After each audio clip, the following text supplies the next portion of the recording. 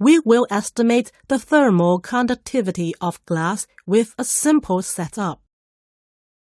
Fill a wrapped can with crushed ice.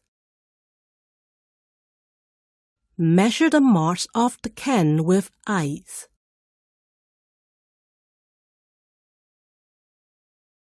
Then add water at 0 degrees Celsius into the can.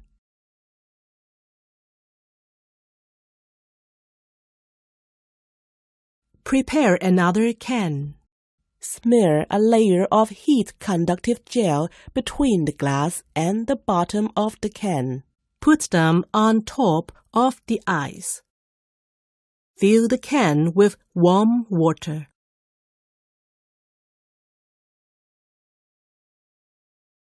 Monitor the water temperature with a temperature sensor.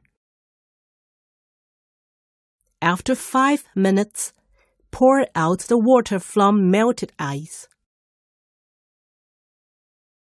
Measure the mass of the can with ice. Determine the amount of ice melted. With the data obtained, estimate the thermal conductivity of glass.